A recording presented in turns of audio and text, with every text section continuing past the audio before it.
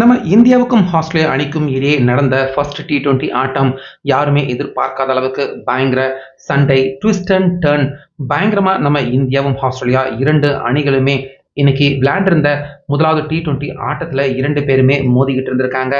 இப்படி இருக்க கடைசி நேரத்துல நம்ம இந்திய அணியின் அந்த மானத்தை காப்பாத்தி இந்த மேட்ச்ல நம்ம இந்தியாவை ஜெயிக்க வச்சது யாரு அப்படின்னு பாத்தீங்கன்னா வேற யாரும் இல்ல, நம்ம தமிழக பிளேயரான வாஷிங்டன் சுந்தர் அவர்தான். கடைசி ஓவர்ல நம்ம இந்திய அணியின் மானத்தை காப்பாத்தி இந்த மேட்ச்லயுமே நம்ம இந்திய அணிக்கு வெற்றியை தேடி கொடுத்திருக்காரு.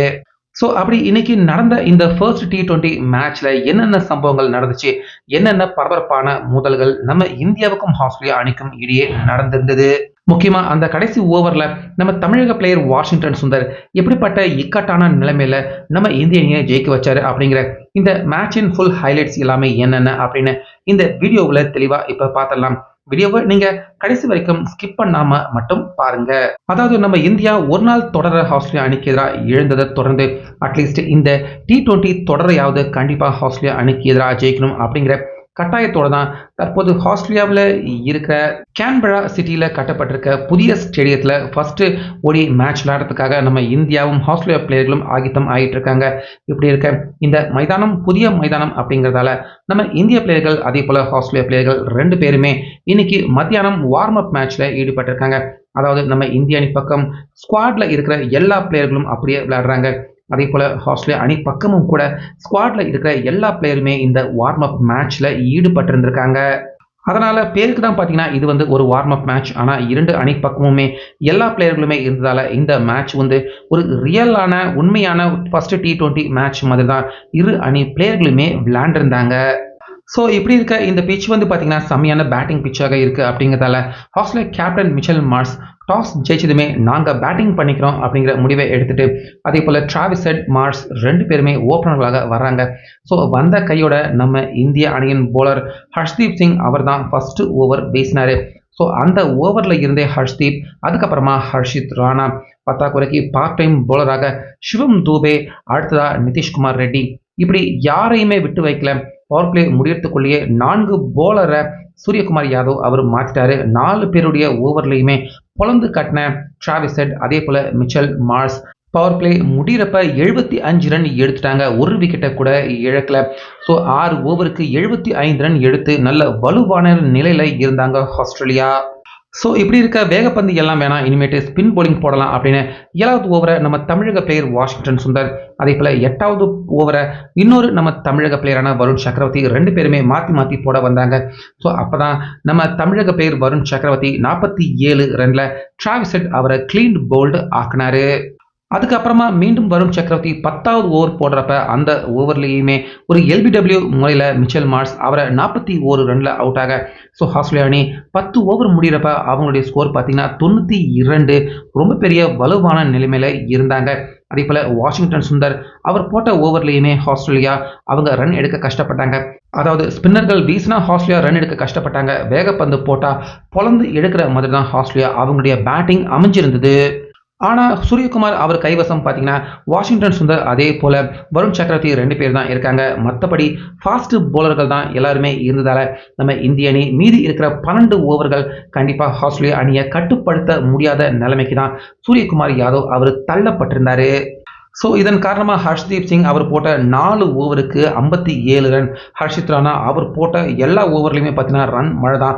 62 ரன் ஹர்ஷித் ராணா வாரி கொடுக்க, அதுக்கப்புறமா சிவம் துபே அவர் போட்ட 2 ஓவரில் சுமார் 32 ரன், அதே போல தான் நிதிஷ்குமார் ரெட்டி அவர் போட்ட மீதி இருக்கிற 2 ஓவர்லையுமே ரன் மழை தான், 35 ரன். இப்படி ஃபாஸ்ட் போலர்கள் எல்லாரையுமே பொலந்து கட்டின ஆஸ்திரேலியா, வருண் சக்கரவர்த்தி அதே போல வாஷிங்டன் சுந்தர் இவங்க ஓவர்களில் மட்டும் கொஞ்சம் நம்ம இந்தியா கட்டுப்படுத்த முடிஞ்சதால 20 ஓவருக்கு ஆஸ்திரேலியா அணி 221 ரன் எடுத்திருந்தாங்க. இதுல முக்கியமாக ஆஸ்திரேலியா அணி பக்கம் டிம் டேவிட் 23 பந்துக்கு 55, ஆல்பர்ட் 10 பந்து தான் விளையாண்டாரு, ஆனா எடுத்த ரன் 37. அதே போல இங்கிலீஷ் கடைசி ஓவரில் தான் அவர் உள்ளே வந்தாரு, 5 பந்துக்கு 20 ரன். இப்படி கடைசி 5 ஓவர்லேயே ஆஸ்திரேலியா அணி பொலந்து எடுத்துட்டாங்க. ஸோ இதனால 222 ரன்கள் எடுத்தா மட்டுமே இந்த மேட்ச்ல ஜெயிக்க முடியும் அப்படிங்கிற கட்டாயத்துக்கு நம்ம இந்திய அணி தள்ளப்பட்டிருந்தாங்க. இப்படி இருக்க வழக்கம் போல ஓப்பனராக நம்ம இந்திய அணி பக்கம் அபிஷேக் சர்மா அதே போல சுப்மன் கில் 2 பேருமே இறங்கியிருந்தாங்க. ஸோ இதில் அபிஷேக் சர்மா அவருடைய பேட்டிங் ஸ்டைல் நம்ம எல்லாருக்குமே தெரியும். ஃபர்ஸ்ட் பாலே சிக்ஸர் அடிச்சாரு. ரொம்ப பெரிய சிக்ஸர் அடிச்சு விளாசி தள்ள அந்த ஓவர்லேயே 18 ரன்கள் ஃபர்ஸ்ட் ஓவர்லேயே நல்ல துவக்கம். அபிஷேக் சர்மா 18 ரன்கள் அடிச்சு விளாசி தள்ளினாரு. ஸோ அதுக்கப்புறமா செகண்ட் ஓவரை டேக் ஆன் பண்ண சுப்மன் கில் அந்த ஓவரில் ஃபர்ஸ்ட் பால் பவுண்டரி, அதுக்கப்புறமா dot ball, second ball boundary, அதுக்கப்புறமா திரும்பவும் டாட் பால், 5வது பந்து பவுண்டரி.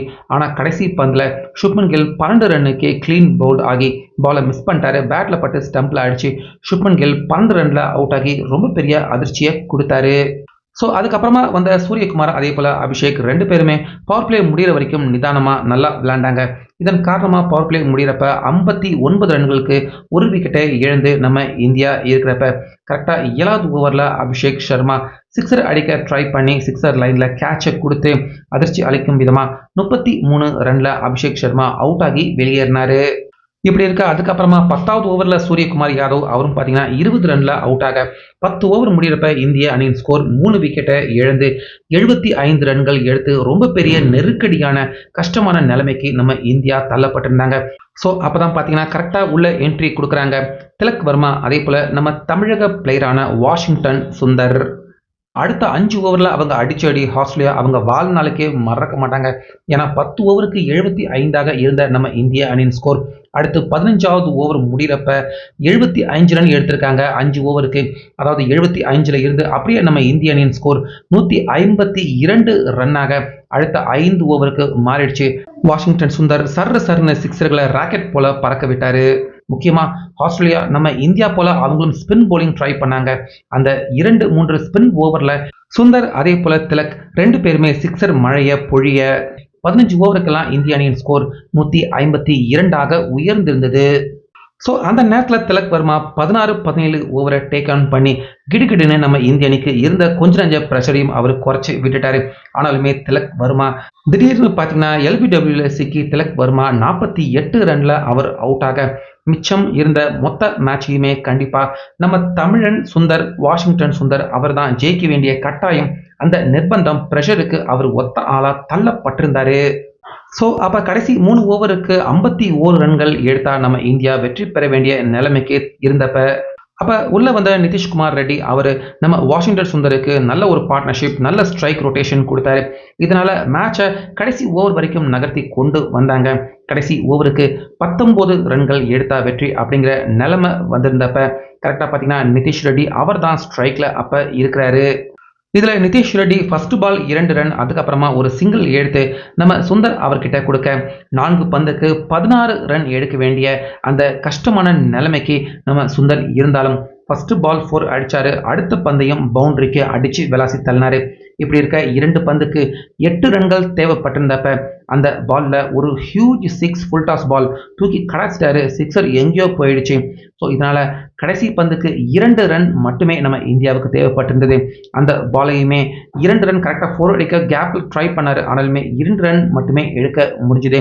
ஸோ இதனால் கடைசி பந்தில் நம்ம இந்தியா ஒரு த்ரில்லரான வெற்றி, த்ரில்லரான மேட்சை விளையாண்டு கடைசியாக ஒரு த்ரில்லரான வெற்றியை முக்கியமாக வாஷிங்டன் சுந்தர் 10வது ஓவரில் இருந்து கடைசி வரைக்கும் நாட் அவுட் ஆகாமல் இருந்து 79 ரன்கள் எடுத்து கடைசி ஓவர்லையும் நம்ம இந்தியாவை ஜெயிக்க வச்சு ஒரு வார்ம் அப் மேட்சாக இருந்தாலும் ஆஸ்திரேலியா அணி பக்கமும் நம்ம இந்திய அணி பக்கமும் எல்லா பிளேயர்களுமே விளையாண்டாங்க. அப்படிங்கிறதால இது ஒரு வார்ம் அப் மேட்ச் மாதிரி இல்லாமலேயே கடைசி வரைக்கும் பரபரப்பாக போய் ஒரு வழியாக நம்ம இந்தியா ஜெயிச்சிட்டாங்க. முக்கியமாக நம்ம தமிழக பிளேயர் வாஷிங்டன் சுந்தர் போலிங்காக இருக்கட்டும் பேட்டிங்காக இருக்கட்டும் இரண்டிலையுமே அபாரமாக செயல்பட்டு இந்த மேட்ச்சில் பரபரப்பாக பயங்கரமாக நடந்த இந்த மேட்ச்சில் நம்ம இந்தியாவை ஜெயிக்கவும் வச்சிருக்காரு. ஸோ இதை பார்க்குறப்ப நம்ம தமிழக பிளேயர் வாஷிங்டன் சுந்தர் அடுத்த அஸ்வின் அவர் மாதிரி தவிர்க்க முடியாத ஒரு பிளேயராக நம்ம இந்தியன் டீமில் வளர்ந்துக்கிட்டு வராரு. இதை பற்றி உங்கள் கருத்தை சொல்லுங்கள்.